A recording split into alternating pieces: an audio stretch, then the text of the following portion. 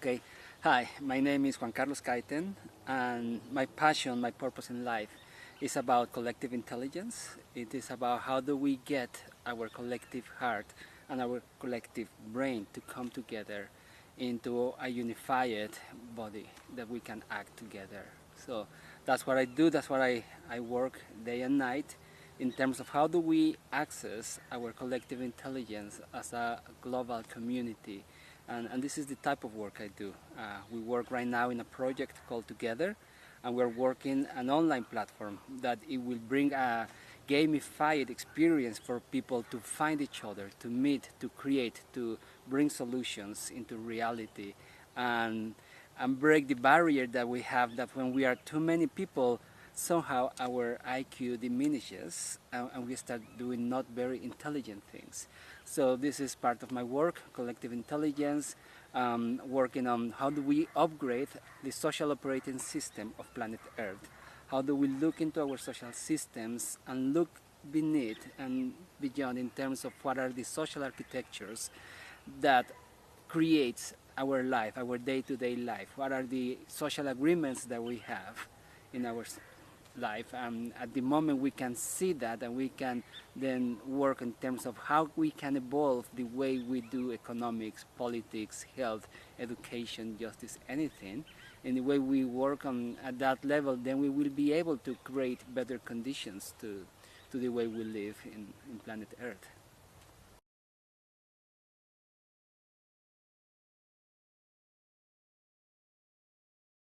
Well, a normal day for me, over the years, I've been walking the world and I've been working on building a global network of people, pioneers, that are resonating with this idea. It is people that believe that, well, we know that things are not in the way we would like them to be. I think nobody could say that is happy with the way things are going. So all of this network around the world are pioneers and innovators and people working on improving the way we live, improving the living conditions, and working at that level. So they, in my life, is about working with all these people in different projects in terms of how do we raise consciousness in the planet, how do we improve the social or evolve our social operating system as planet Earth.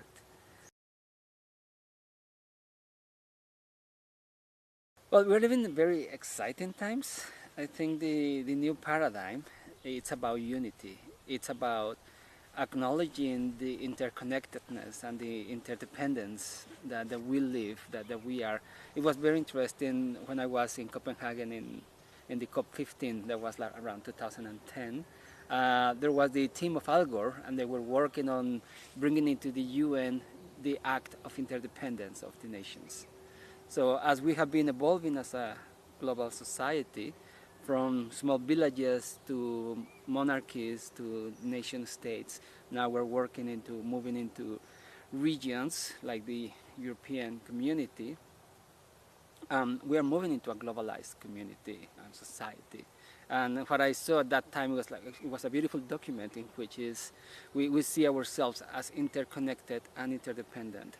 And the moment we see that, and in terms of how my happiness depends on yours, at the moment we understand that, we will start shifting the way we work, the way we generate and distribute wealth, the way we make decisions, the way we relate to one another. And this is the new paradigm of unity and interconnection, not only with others, but also with nature, with animals, with the earth itself. That is not a rock, it's a living entity. So that is the new paradigm. The shifts that will be coming, that are coming in the near future. It's about humanity growing its nervous system, as Barbara Markova says. We're growing this global brain, this global heart as well, that is going to allow humanity to see itself, to gain greater awareness of who we are, how do we think, how do we act. And that moment, I think we are going to be able in the near future to access to or be aware of our collective social body. that means everybody is an extension of my body, and we can act together um, in the benefit of each other.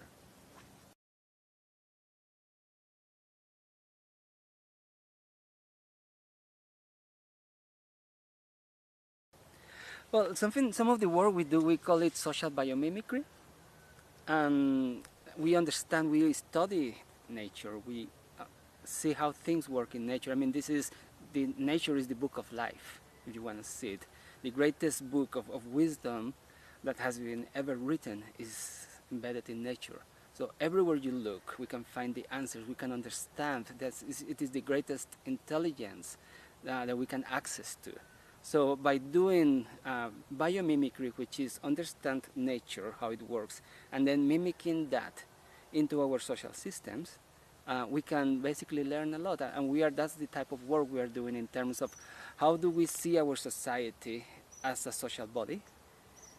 Different organs of the society could be like the justice, or the economics could be like the blood of a community. So we look into nature to see how things work and how things find balance, and then we are translating that into our practices of social.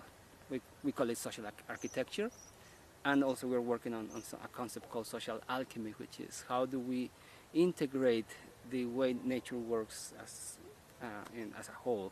So one example of that, I mean, this is a very common example now, but it's the example of the butterfly, which is when the caterpillar moves into becoming a butterfly, there is a big transformation happening inside the butterfly, I mean the caterpillar at that moment, and which is the imaginal cells happening. This is the transition from people holding a current paradigm to a new paradigm.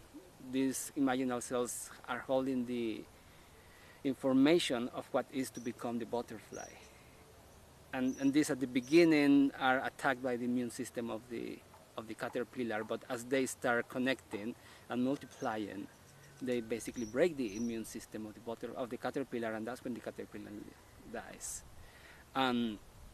At that moment, it is when the imaginal cells start pretty much reconfiguring the DNA, the whole DNA of the caterpillar, and becomes the butterfly. So I think this is an example that it is happening right now. We are all becoming these imaginal cells, these global networks of people that I can see working everywhere around in the world, and we're working with them in several projects, are coming together, and we are upgrading the social operating system of planet Earth, and that is what is, I believe, in the following years, in the next 10 years, I believe, we will have such level of online intelligent platforms that will enable us to connect as imaginal cells and see each other in a way that will enable collective actions and shift the direction we are having.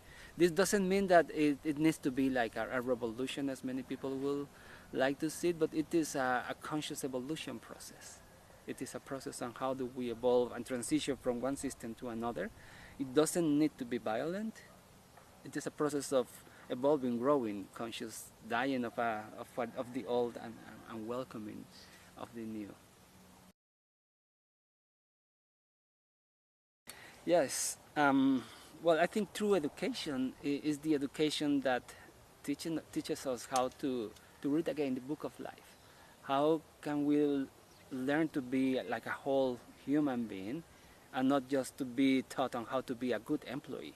I mean, the school I went to, or the education I was being given, it was okay, they are educating us to be good managers, good um, employees, but not necessarily, or even some other school, they teach you to be like, okay, you have to be a good entrepreneur and company owner.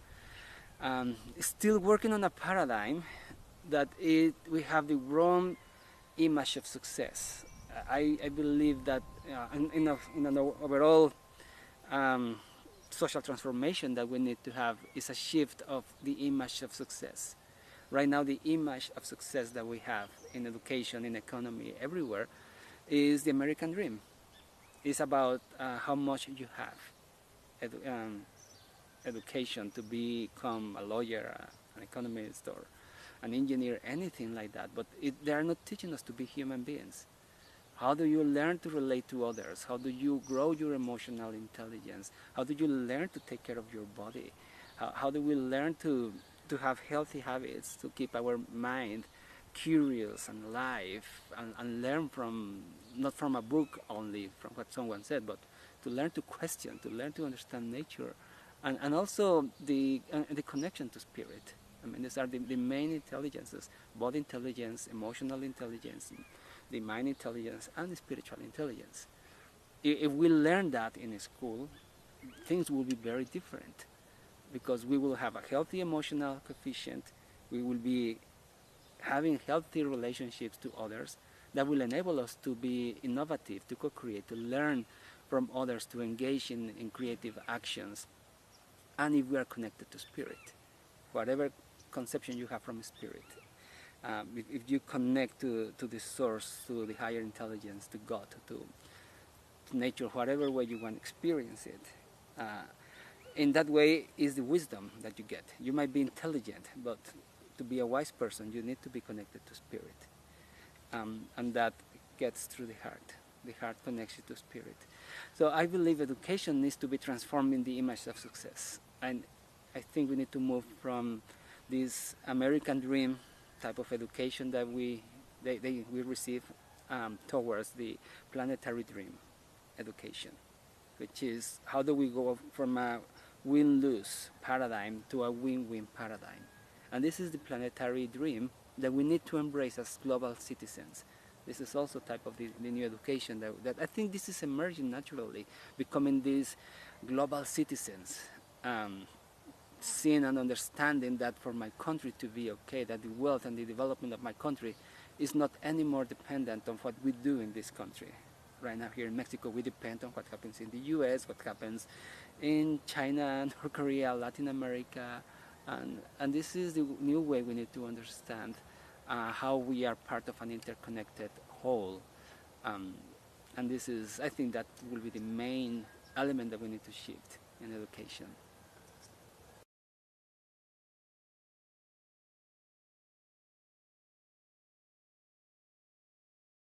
Yeah, totally. I mean, you just said it. It is a leap of faith. Um, we have to dare to be, to enter inside into our hearts.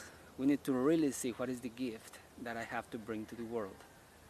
And if that gift, that passion, that's something that you had, you need to go back to your early days, and just make sure that you didn't put that passion, that dream, on the closet, on a drawer, and just decided to do the right thing, what your family wanted to do, or what is going to give you money. But you just need to look and be honest to yourself, not to anybody else. It's like, are you really fulfilling your passion? Are you following your heart's desires? Are you becoming and being the greatest version of yourself, bringing the greatest gift you can bring to humanity? If not, it's always time to reconsider.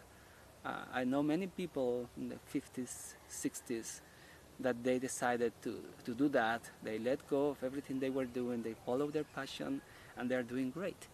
And the magic that happens is that when you follow your passion and you are disciplined and you go and get it and make it happen, the path will open. The path to opportunities, resources, impact, and everything will be there. And the most beautiful part is that you will meet the most amazing people in the way.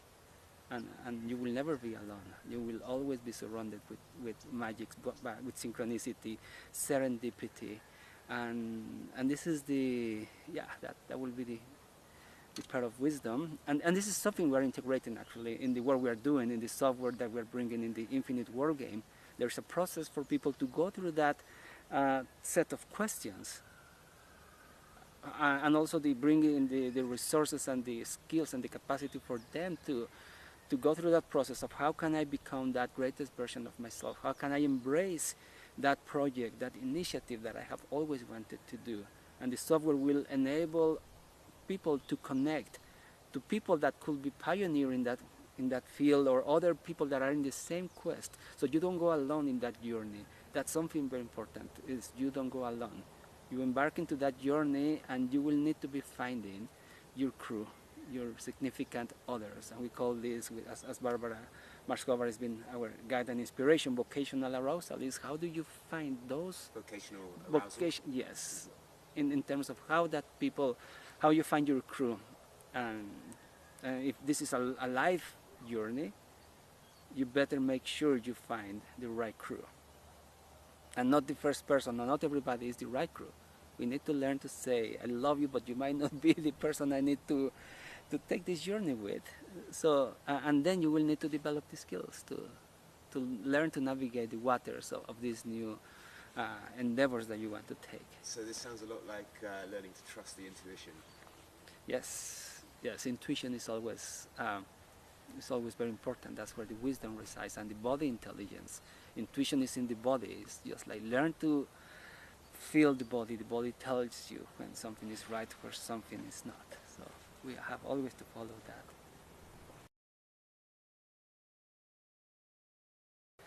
Yeah, in terms of intuition, rule number one is feel your body. We have forgotten to be aware of our body, to have moments of silence in the morning, at night, or anytime. Just find yourself, give yourself 5 minutes, sit in a garden, next to a tree, anywhere you can. Just with yourself and feel your body and feel what is resonating, what is not. And that will tell you what is the path. And that's that you will receive this intuition, this gut feeling of where to go, where not to go. And also you have to be open to synchronicities. Put attention to what comes to your life, what song appears, what person comes to you to tell you a word or something. And that is going to be opening the path. There is magic. You just need to learn to trust. And one person after the other, you are getting there. As soon as you just put the intention of what you want to do, the universe will and destiny will bring you the right people, the right situations, and you just need to be ready to take them. And they will be always there, and they will be waiting for you to be ready.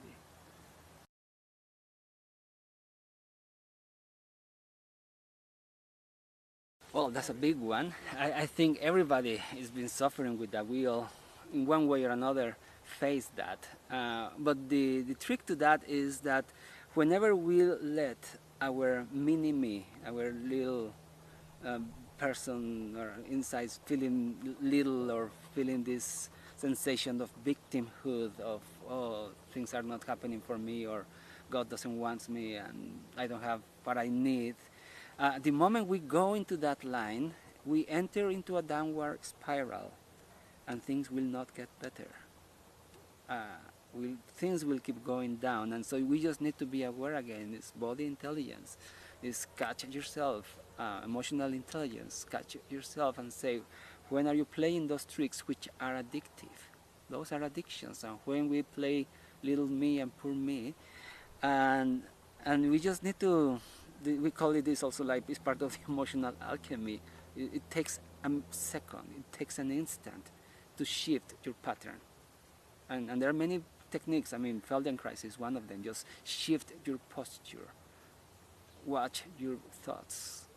Just change the affirmations and rewrite the story you are telling yourself at that moment. And tell that to yourself. I mean, if you don't believe that of yourself, who is going to believe? It's very funny, but if you add that to your friends, most of your friends will tell you, oh, come on, you're amazing, you're doing great. And sometimes we are the first enemy to our success.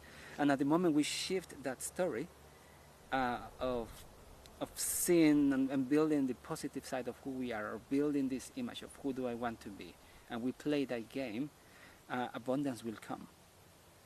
Nobody wants to support or engage on a business or resources or a donation in someone that is fearful, that is not confident, that is not trusting himself or herself. If you just shift that energy, you will create an energy field that will attract people wanting to be with someone that there is an energy field of trust, of joy, of doing something meaningful. People will respond to that energy, and they will give. The resources you need to fulfill your dream will come, one way or another. Never the way you expect, most likely, but they will come. and this is part of the trust, but it's a frequency that we need to work within ourselves. And something, another piece of advice, again, don't go alone. Be close to your friends, ask them for advice, create a support mechanism with your friends or whatever, or coaching, and just get them to help you when you are making a fool of yourself. Allow them to come to you and tell you, hey, wake up, you're more than that.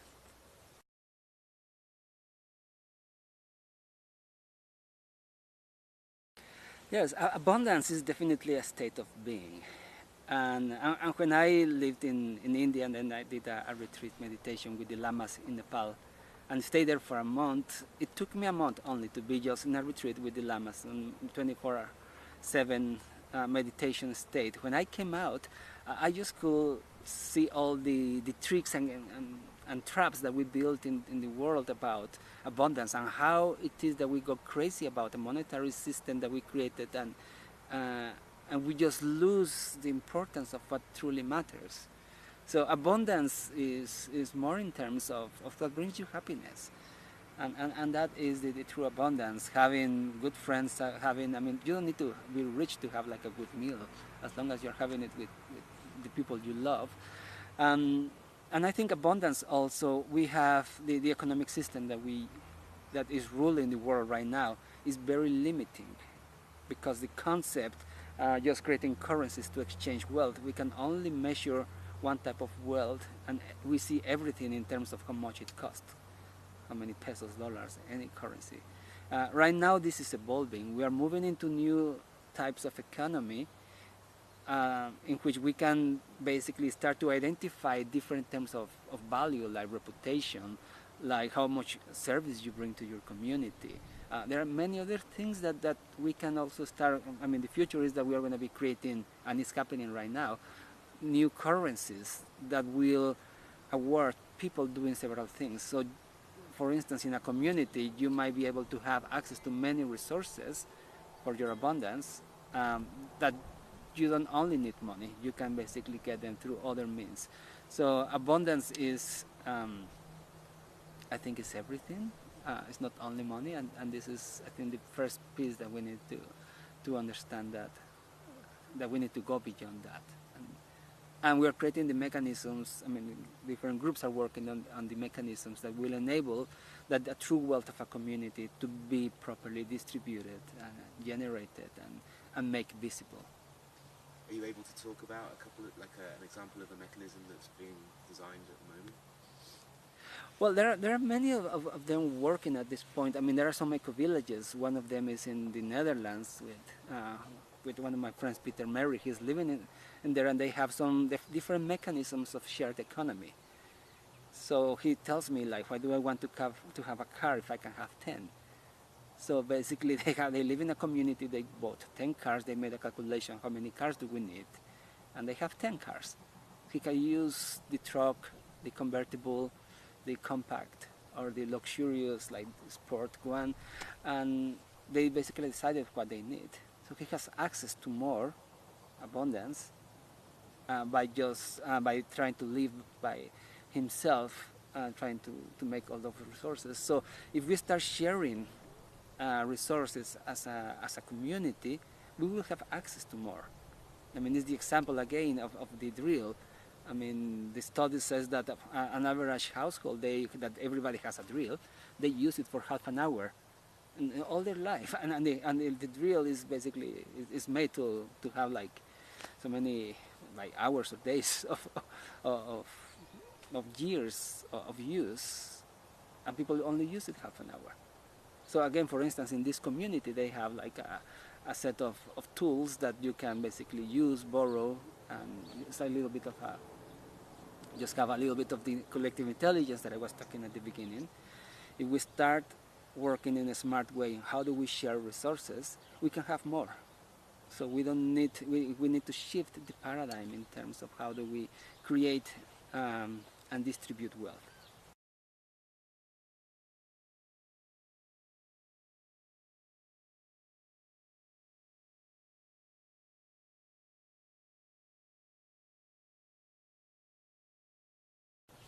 Well, I think ownership, on a way, we all want to have things. I mean, everybody, I love to have my clothes or something that I can feel my own. And I think that goes directly to our sense of instinct of survival.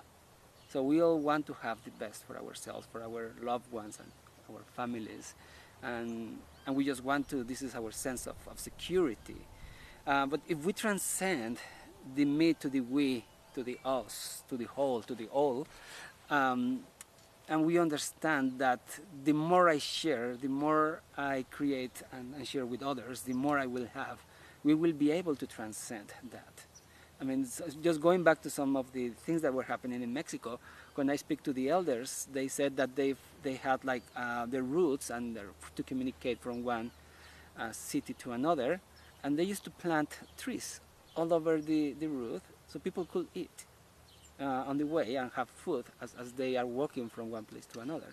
And everybody was just like, had the obligation just to treat them well and to take care of things. When the Spaniards arrive and they say, hey, why don't you get all the oranges and just sell them? And this is in front of your property, why just don't do some business? And the Indians were like, I don't understand, what are you talking about? Like, it's there like for everybody, why do I want to take them all? It doesn't make sense to me. So I think, again, it's about being smart. It's not about being greedy or about pretending to go back to communism, into which nobody can have anything and the state controls everything. I think we got wrong that. I mean, it was a good idea on the theory, but the implementation went very bad. I think we need to move into more smarter ways on how do we produce and share resources. And something around that, we will need to transcend property. I mean, if it is there for you anytime you need something, like, I mean, this, going back to the sharing system of cars.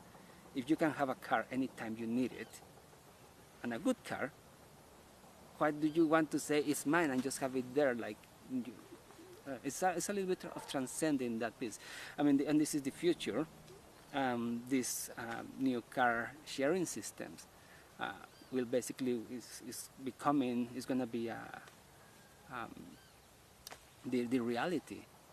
Like the new generations, they say, I mean, the study says that any of the new generations is going to have a car because it is easier just to get an Uber, it's cheaper than buying yourself a car or getting into the sharing economy to have a car in a city that is expensive. And things, and many other examples like that, things are going to shift. So I think we are going to transcend the property ownership element for the good. I mean, still we will have our own houses or things that we need to have like this sense of ownership and covering our basic needs. But I believe we can have more in many ways if we enter into a sharing economy aspect. Yeah, maybe say it again. Okay, what is love? This is love. This is the maximum expression of love. Look at this beautiful friend. They just love. They cannot do any other thing but love. And that's what love is. Love is the energy of giving. Love doesn't require a contract, doesn't require an exchange of I give you this, you give me back. And if you give me 50% of love, I'll also give you 50% of love. No, true love is giving it fully. And the characteristics of love is that you can give it 100% to infinite number of people. And I believe that we normally are living into this romantic fairy tale of falling in love, finding our princess or king, whoever wants a king, needs a king. But we need to rather to move from falling in love to living love, to living in love.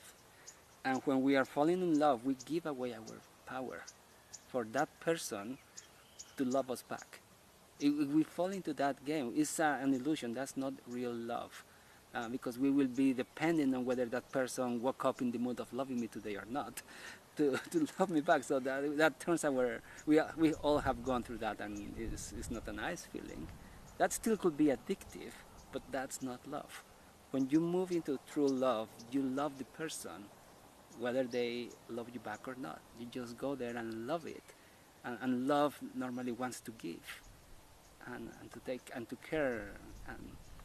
And that is what fulfills and expands the energy of love. And I think that's the greatest energy in the universe. God is love. So what could be greater than that? And it's interesting because scientists are starting to prove that love is the binding energy in the universe, in terms of like the universe as a love story. Again, as Barbara talks about how every particle coming together with another particles, everything, there's a lot of attraction around that. So there is a beauty to that, and I think that's the greatest teaching and the purpose of why we are here. The purpose of life is learning to love.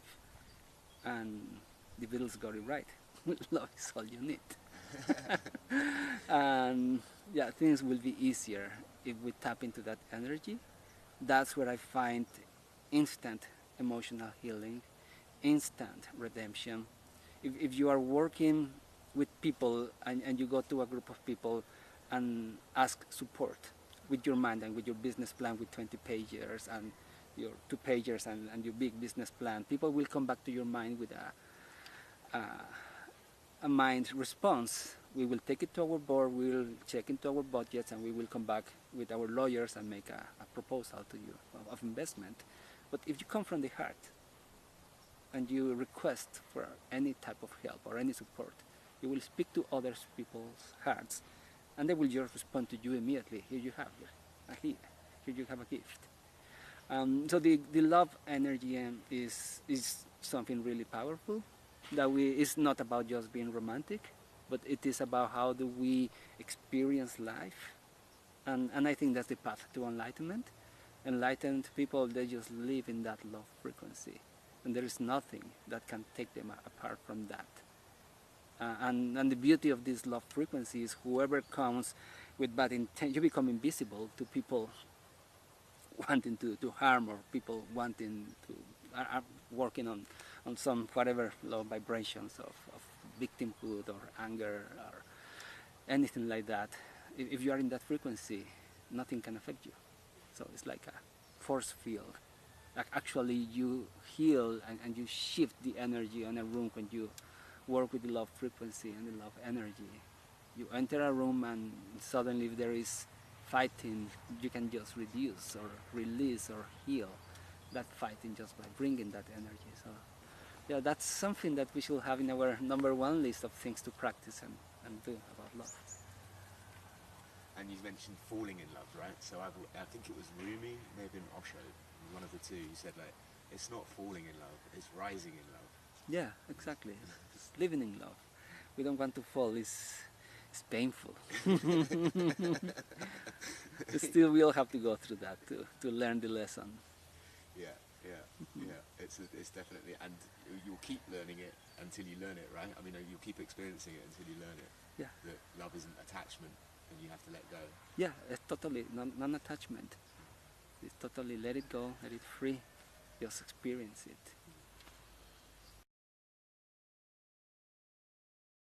I think music is the language of love.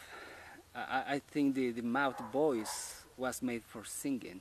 Eventually, when we evolve as a human race, I think true communication is going to be done through telepathy. When we can be precise. How many times we got these discussions that I say something, I think something, and what I say is completely different to what I was meaning to say, and what the other person understood and listened. It's like there are like 9 different possibilities of having terrible problems in communication. So yes, I think voice was made for singing, for raising vibration, and the communication will be made precisely through the mind. So we will break the barrier of language. I'm talking a little bit into the future, but yes, music and singing is made for enhancing our body experience and connecting to love. Not necessarily. It's just don't get stuck with your only type of music. Explore new types of music.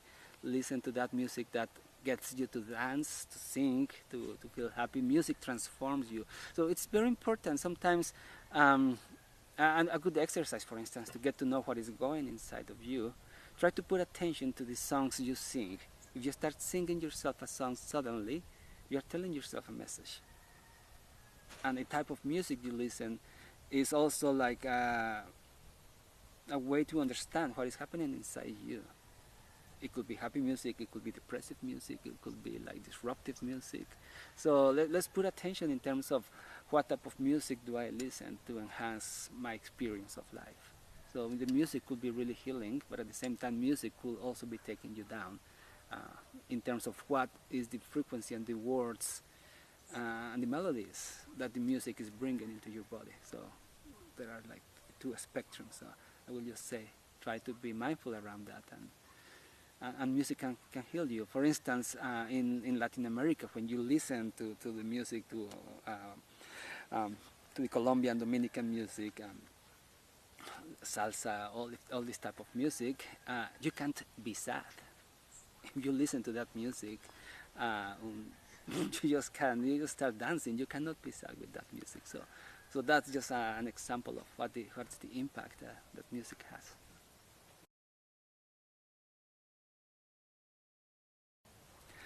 I would say just follow your path, follow your heart. Your heart. There are many paths. In my path, I started studying all sorts of spiritual traditions, like from the Native American, the Mexican Indians, Mexicas, Concheros. I went to India, studied with the Buddhists, with the Indians from India, different traditions, and all of them they have different practices of dancing, music, singing, or experiencing nature itself. And I will say just follow your path, but really find a path that will get you to live your hero's journey, how you become that person that you have always wanted to do. Life is precious, is short, is at the same time extensive. Like many things can happen. Just make sure you are living a full life. So engage into whatever practice your heart is calling you to, but just do it. So Thank you, brother. Can I have a hug? yes. Cheers, man. Thank you.